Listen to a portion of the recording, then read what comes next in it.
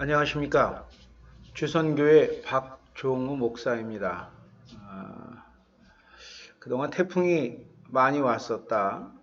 많은 피해를 끼치고 이제 물러간 것 같습니다. 다음 태풍이 온다고 또 하니까 여러분들 모두 조심하시기를 바라겠습니다. 오늘은 데살로니가 전서를 한번 4장을 특히 중점으로 해서 여러분들과 말씀을 좀 해보길 바랍니다. 누구나 종말론적인 그 생각들을 다 가지고 있습니다. 그래서 어느 해는 2000년에 들어서는 해는 밀레니엄 시대 또는 밀레니엄의 재림 이런 것 때문에 산에 올라가서 흰옷을 입고 있었던 분들도 계시고, 또 계속적으로 그 종말이나 재림에 관해서 기독교적인 또 조금은 좀 반기독교적인 그런 분들의 그 행동들이 사회에 또 저간에 문제가 되기도 했었습니다. 그 성경을 잘 이해하지 못하니까 성경에 대해서 너무 개인적으로 또는 주관적으로 독립적으로 반이성적으로 이해를 하다 보니까 여러 가지 그 옳지 못한 일들이 많이 발생하고 있습니다. 자, 오늘 이 데살로니가 전서는 바울이 2차 전도 여행 중에 데살로니가 그 교인들에게 올바른 신앙생활이 무엇인지 그 재림에 관해서 또는 실생활에 충실하라는 뜻으로 이 서신을 띄웠던 것입니다. 혹자는 기독교는 예수님이 예수의 교회다, 또는 혹자는 바울의 신학 또 바울의 기독교다라고 논쟁 아닌 논쟁을 하는 부분들도 있습니다만, 어찌되었든 바울이 전도에 대단한 영향을 끼친 것은 사실입니다. 그가 담액색 노상에서 예수를 만난 이후에 그의 삶이 바뀌고 생각이 바뀌고 완전한 변화가 이루어졌고, 어떤 것이 올바로 하나님을 따라 사는 것이냐를 이제 그 스스로 깨닫게 된 것이죠. 그래서 그는 올바른 방향성을 찾아서 계속 나아가기 시작을 합니다. 하나님을 올바로 알려야 되겠다. 그 하나님의 아들인 예수를 올바로 알려야 되겠다라고 그렇게 생각을 갖게 되는 것이죠. 여러분들이 성경을 보실 때 성경 각 장에 보통 갖고 계신 그 주석 성경이나 이런 걸 보시면 맨 앞에 이 책이 어떻게 쓰여져 있는지, 무엇을 목적으로 하고 쓰여져 있는지라는 그 간략하나마 그 서신자와 그 서신자의 생활과 서신자가 무엇을 이야기하는지에 대한 것이 나와 있습니다. 여러분들이 먼저 그 성경 각본을 보실 때 그 부분을 좀 참조하셔서 성경을 읽어보시기를 좀 부탁을 드리겠습니다. 성경을 계속 이어지게 보다 보면 그것이 마치 누가 어떻게 쓰였는지, 어떤 목적으로 쓰였는지 그런 거에 대한 개념을 갖고 계시지 않으세요. 그러니까 오해의 소지가 좀 생길 수도 있다라는 것이죠. 그래서 그 구약 성경서부터 계속 내려오면 제사장이 쓴 것들도 있고 선지자들이 써놓은 것도 있고 여러 가지 필자가 좀 다르다라는 것이죠. 물론 성경에서 이야기한 대로 하나님이 그들의 입을 통해서 손을 통해서 하나님의 뜻을 적어 놓으신 것은 분명히 맞는데, 그 눈들은 각자 시대에서 시각적 차이가 있었다라는 것이죠. 시대적 차이도 있고 또 그들이 생각하는 것을 하나님이 어떻게 이용하셨는지 분명히 나와 있다라는 것입니다. 그래서 이 데살로니가 전서는 바울의 2차 여행 때 그 데살로니가 교인들에게 또 교회에 어떻게 살아야 되는 것인지에 대한 것을 말하고 있습니다. 제가 오늘 여러분들과 함께 볼 것은 4장 13절서부터 17절까지 그 재림에 관한 이야기가 나옵니다. 그럼 우리는 예수의 재림을 한번 생각해 보자고요.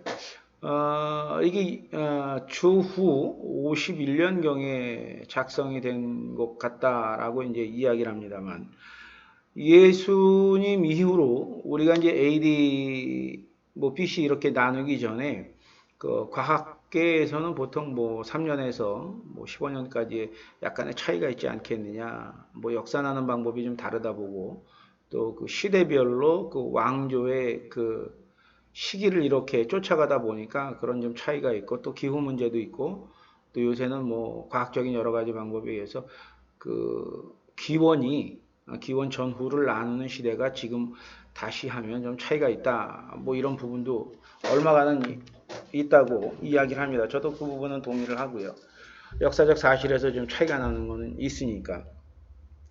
그럼 예수님이 그 부활하시고, 예수님이 공생애를 살고 십자가형을 받고 부활하시고 승천 이후에 이제 많은 그 기독교인들, 그 당시 예수교라고 하는 사람들이 아마도 그 예수님의 재림에 대해서 예수님이 다시 오신다는 그 약속을 믿고 공동생활을 하면서 예수님 오실 때까지 이 땅의 재림에서 천국에 들려 올라갈 때까지 어떠한 삶을 살았냐. 처음에 이스라엘 백성들은 이제 같이 교회를 이루고 그 교회에서 숙식을 하면서 공동으로 그 예수의 재림을 기다리는 상황이었겠죠.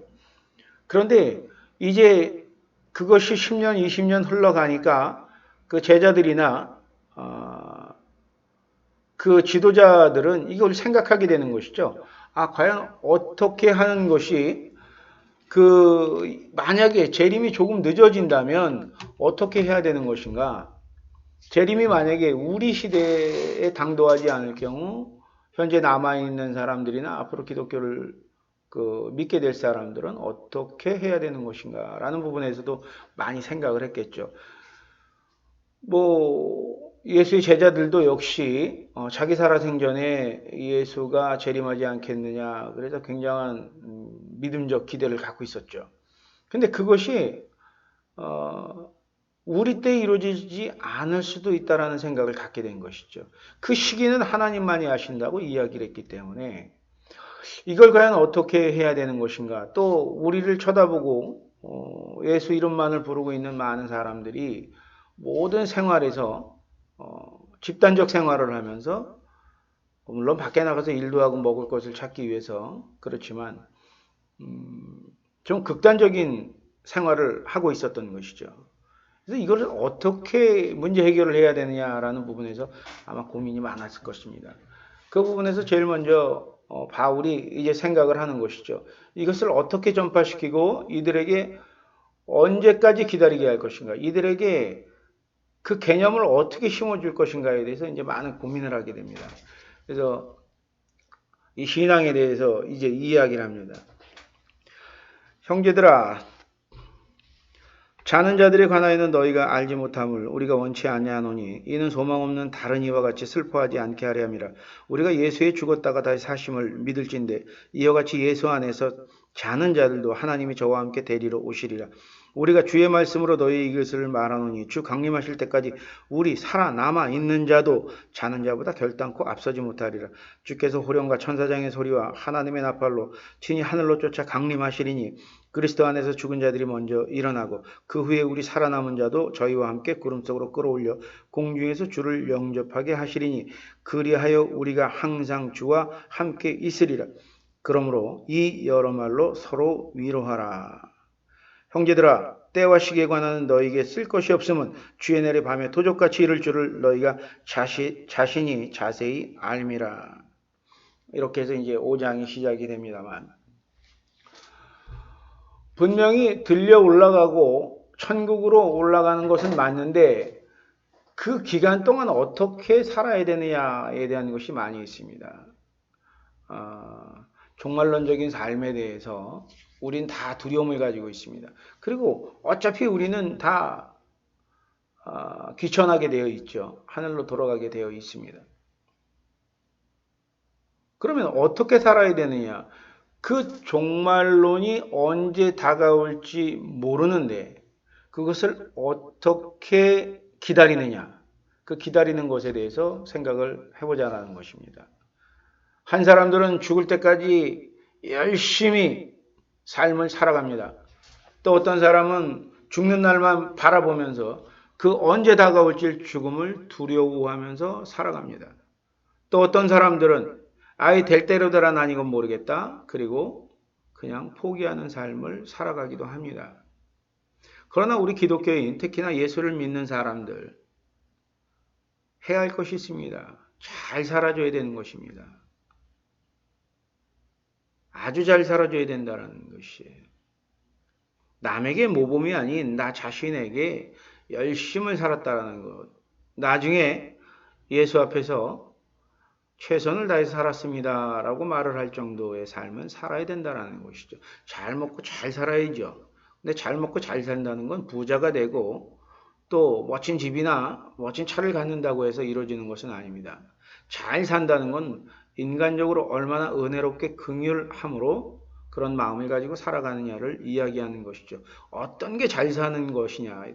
가치관에 따라 다르겠지만 기독교 가치관으로는 세상 사람들과 은혜 안에서 감사하며 사랑함으로 살아가는 것이라는 것이죠. 그것이 종말을 대비하는 삶이라는 것입니다. 잘 살다가 하나님이 우리를 부르실 때 거침없이 쫓아가는 것이죠. 종말은 누구에게나 다가옵니다. 종교적 가치관의 종말론이 아닌 개인적 삶에서 종말은 누구에게나 옵니다. 언제 어느 때 우리에게 올지 모릅니다. 뭐 교통사고나 자연재해나 뭐 상해를 입히거나 여러 가지 입는 방법으로 저희에게 종말은 곧 다가옵니다. 지구에 종말이 온다고 많은 사람들이 두려워합니다. 여러분 삶의 종말이 오는 건 두렵지 않습니까? 75개 세계가 있습니다. 지구 하나의 세계, 지구 종말, 아니 그 안에 있는 75억 명의 삶, 개개인의 삶이 곧 세계인 것입니다. 75개의 세계가 지금 이 땅에 살아가고 있습니다. 나의 삶이 언제 종말을 맞을지 모릅니다. 성실하게 최선을 다해서 하나님의 말씀대로, 성경에 있는 말씀대로, 복음의 말씀대로 잘 살아가는 것, 그것이 바로 기독교인들이 해야 되는 것입니다. 어떻게 잘 사는 것이냐? 어떻게 해야 은혜롭게 사는 것이냐? 어떻게 해야 순종의 삶을 사는 것이냐? 그것은 여러분들이 성경을 보고 배우시고 깨우치실 수밖에 없습니다. 은혜롭게 살자. 나는 평안하게 살자. 그렇게 말들을 합니다. 근데 사실은 다 자기의 주관적인, 자기의 이기적인 행태로 나타난다는 것이죠. 어느 목사님이, 제가 지금 존경하는 목사님이 계십니다. 그 존경하는 목사님이 이제 교회를 이전하시고 그분이 그래서 교회를 어쩔 수 없이 수용이 되면서 다른 그 옆으로 옮기시게 되셨는데 아주 이쁜 조그마한 성전을 지셨는데 성도가 없으세요. 연로하신 분들이 많으시니까. 근데 그분들이 이제 연로하신 분들이라 교회에 잘 참석을 못하고 그러시니까 찾아뵙고 이제 이런저런 말씀을 드리다가 아이고 어떡하세요? 그랬더니 아이고 얼마나 감사해. 이런 교회라도 있고 이런 자리라도 있고 기도할 자리가 있고 나는 순교의 정신으로 이렇게 살아간다라는 말씀을 하시더라고요. 아니에요. 뭐 배고파서 그 조그만 교회를 어쩔 수 없이 끌고 가는 그런 상황은 아니에요. 여러 가지로 좀 풍족하신 분이죠. 그런데도 자신이 할 수 있는 최선의 것을 하시는 거예요. 자신이 할 수 있는 최선. 그것은 인정은 사람들이 물론 또 해주겠지만 가장 큰 것은 예수와 하나님이 어떻게 인정해 주시냐에 따라 다르다라는 것이죠. 우리의 가치를 내가 매기느냐, 우리의 가치를 스스로 매기느냐, 우리의 가치를 하나님께 넘겨서 그분이 우리를 평가하시게 하느냐? 예수에게 넘겨드리냐? 하나님이 내 안에, 내가 하나님 안에, 예수가 내 안에, 내가 예수 안에, 이런 삶을 우리가 사는 것이냐? 아니면 내 안에 나만 가득해서 내가 방식을 찾아서 내가 나만 좋으면 되는 은혜로, 나만 풍족하면 되는 잘 사는 것, 그것을 생각해 보아야 된다는 것이죠. 종말은 누구에게나 닥치고 어느 시기에 찾아올지 모릅니다. 여러분들이나 저나 언제 어느 때까지 이 삶을 이어가지는 못할 것입니다. 지금 이 코로나 시대에 코로나 많은 두려움을 가지고 있습니다. 근데 실제적으로 사망률은 그렇게 높지 않습니다. 연로하신 분들 또 질환이 있으신 분들에게는 합병증의 문제가 있지만 분명히 이겨나갈 수 있는 병들이죠. 두려워할 건 없습니다. 조심해야지만 두려워할 건 없습니다. 열심히 성실하게 묵묵히 지어진 곳에서 내가 있는 곳에서 최선을 다해서 삶을 살아가는 것이죠. 이익을 위해 살아가는 것이 아니죠. 공동체를 어떻게 은혜롭게 변화시키느냐에 따라서 공동체에서 소속된 사람으로서 어떻게 이 삶을 내 세계와 남의 세계를 은혜롭고 긍휼한 마음으로 사랑하는 마음으로 감사하는 마음으로 변화시키느냐. 그것이 바로 복음적 삶이라는 것입니다. 그럴 때 하나님이 기뻐하시는 것이죠. 종말론에 여러분 너무 그렇게 현혹이 되시거나 종말론에 너무 그렇게 두려워하지 마십시오. 누구나 언젠가는 세상적 종말, 즉 자기 자신의 인생의 종말을 맞게 되고 예수가 우리에게 오시는 그 재림의 날을 맞을 수 있을 것입니다. 하나님이 우리 앞에서 분명히 우리 개인의 인생과 우리 살아온 것과 또는 세상의 여러 가지를 우리에게 심판하실 날이 우리에게도 오실 겁니다. 근데 그 날이 언제이냐를 굳이 알 필요는 없다라는 거예요. 하나님이 재림하신다고 천년으로 하고 말씀을 하신다고 그래서 우리가 천년까지 기다릴 수 있나요? 그렇지 않다라는 것이죠. 우리의 삶은 고작 많아야 100년이니까요. 여러분 삶을 최선을 위해 사시는 것이 바로 하나님이 바라시는 것입니다. 여러분 삶을 최선을 다해서 성실히 은혜롭고 감사하며 살아가는 것이 바로 예수가 복음을 우리에게 전한 이유라는 것이요. 하나님은 우리에게 모든 여건을 허락하신 그 여건 안에서의 그 사랑과 그 여건 안에서의 그 은혜와 우리에게 주신 여러 가지 복들을 마음껏 누리며 살아가라고 말씀하고 있는 것입니다. 근데 사람들은 그것을 이해하지 못하죠. 좀 더 다른, 좀 더 특별한, 좀 더 변형적인 여러 가지 것을 생각하게 됩니다. 여러분 그렇지 않습니다. 누구나 다 똑같습니다. 지위고라를 막론하고 삼시세끼를 먹고 옷을 입고 차를 타고 이동하는 거 다 똑같습니다. 그 안에 탄 사람들이 그 옷을 입은 그 옷 안의 사람들이 어떠냐가 바로 가장 귀한 것이라는 것이죠. 어떤 집에 사느냐? 우리가 드라마에서 보듯이 큰 집안에 사는 사람들이 보통 드라마에 많이 등장을 합니다. 근데 그 드라마에 등장하는 사람들이 대부분 행복해서 등장하는 것이 아니고 질투와 싸움이 주로 됩니다. 가진 것이 많으면 지키려고 하다 보니 그렇습니다. 유형의 물질을 지키자고 그들은 서로 죽이기도 하고 모함을 하고 갖가지 가족 간에 소송을 걸기도 하고 미워하고 나중에 이제 그것을 깨닫고 화해하거나 드라마는 그렇게 엔딩이 되는 것이죠. 우리 인생도 우리가 바울처럼 미리 깨닫는다면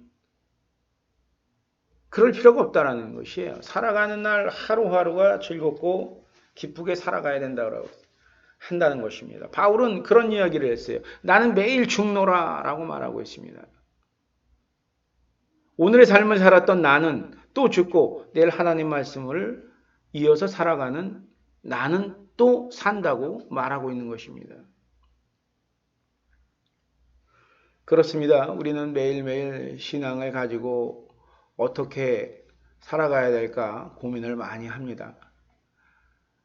그리고 그것을 교회 가서 기도를 하고 찬송을 하며 하나님께 열심히 빌기도 합니다. 안타까운 일입니다. 내가 비는 것이 하나님의 복음과 예수의 복음과 맞는 것인지를 먼저 생각해 봐야 된다는 것입니다. 내가 지금 어떻게 하나님의 정의로움을 알고 그 정의로움에 가까이 가려고 노력하는지에 대한 기도, 내가 그 의로움을 성취하기 위한 기도, 내가 세상에 도움이 되고 빛이 되고 소금이 되는 그 실현이 이루어지는 기도, 내 행동이 바뀌어야 하는 기도, 내가 잘못한 것에 대한 기도, 이런 것들이 우리가 가서 할 수 있는 기도들이라는 것이죠. 근데 우린 그렇지 않아요. 마치 어느 집을 찾아가서 그저 내가 지금 생각하는 게 있으니까 이것이 이뤄달라고 떼를 쓰는 것 같은 거예요. 인간이 만들어 놓은 신 앞에 가서 또 그 추종자들 앞에 가서 마치 나의 욕구가 이루어지게 그렇게 기도한다라는 것이죠.